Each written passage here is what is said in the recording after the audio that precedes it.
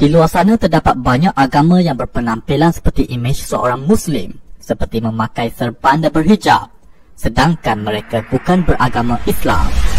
Antaranya adalah Druze. Druze adalah agama baru yang lahir dari aliran Syiah Ismailiyah.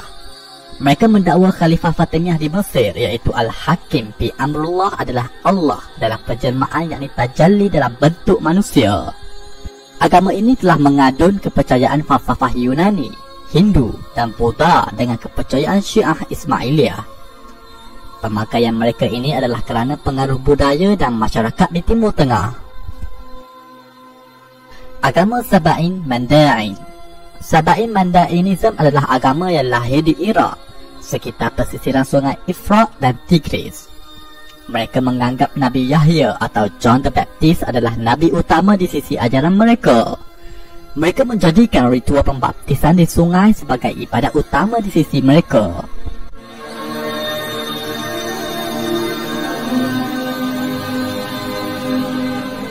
Agama Zoroaster. Zoroaster atau Majusi adalah agama lahir di Parsi atau Iran sekarang. Agama ini memuliakan elemen-elemen alam seperti api, air, tanah dan udara. Agama ini telah sedia ada sebelum dari zaman Nabi Isa lagi. Malah ia pernah dianut oleh pemimpin besar Empire Parsi seperti Cyrus the Great. Pemakaian penganut ini adalah kerana terkesan dengan pemakaian budaya masyarakat Iran dan sekitar Timur Tengah. Agama Yahudi.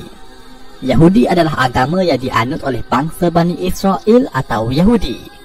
Mereka mendapat risalah wahyu dari Nabi dan Rasul yang telah diutuskan oleh Allah kepada mereka. Mereka antara penganut yang memiliki pengamalan hukum hakam yang ketat. Malah kelompok ini diiktiraf sebagai Ahlul Kitab. Agama Kristian. Kristian adalah agama yang lahir setelah ketiadaan Nabi Isa, hasil dari konflik zaman selepasnya yang terpengaruh dengan misionari Saint Paul. Mereka telah menuhankan Nabi Isa dengan menjadikan Nabi Isa sebagai Tuhan yang setara dengan Tuhan Bapa, sehingga melahirkan konsep Trinity. Sebahagian mereka masih mengekalkan pemakaian tradisi masyarakat awal di Timur Tengah, iaitu sekitar Jerusalem, yang sinonim dengan pemakaian menutup kepala.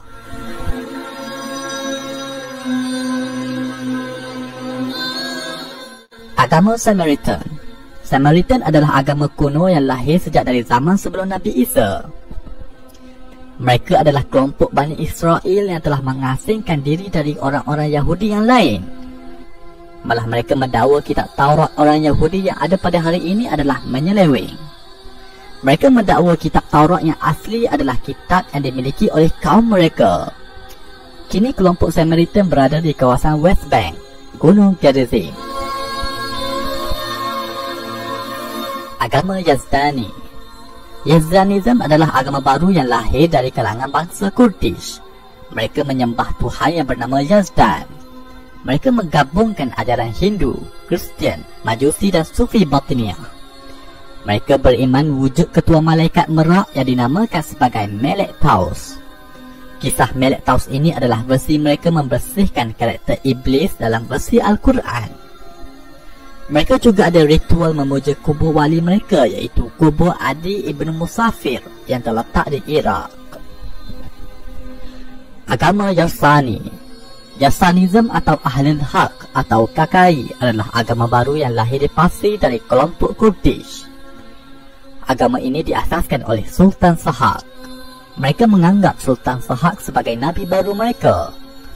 Mereka juga adalah kelompok yang melampau menganggap Sayyidina Ali sebagai jemaah Allah di dunia.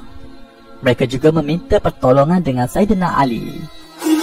Ya Ali, Ya Ali, Ya Ali, Haydar, Haydar, Haydar, Haydar, Ya Ali, Ya Ali, Ya Syahid,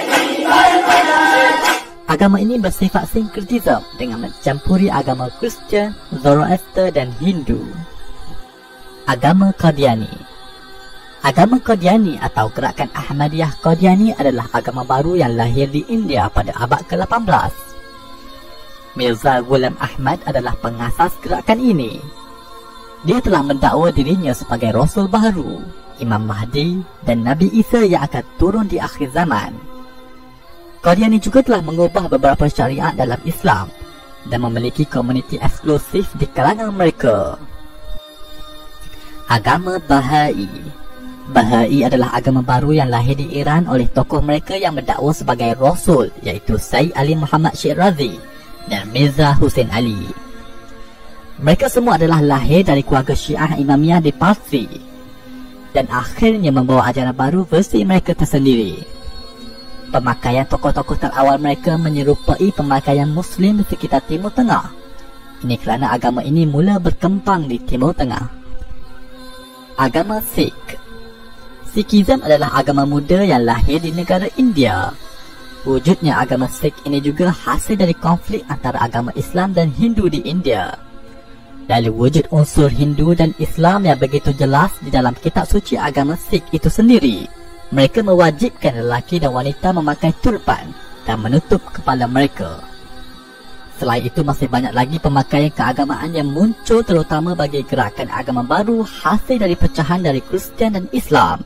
Nantikan pendedahan di dalam buku 60 agama baru di Malaysia yang mendedahkan bagaimana gerakan agama baru dari luar negara berjaya meleparkan pengaruh ajaran mereka ke dalam negara ini. Bagi umat Islam, situasi ini mengingatkan kita kepada sebuah hadis yang disabdakan oleh Nabi SAW yang bermaksud, tidak akan terjadi kiamat sehinggalah dibangkitkan dajjal-dajjal yang menipu yang mana jumlah mereka lebih kurang 30 orang. Setiap daripada mereka mendakwa bahawa dialah utusan Allah. Hadis riwayat Al-Bukhari.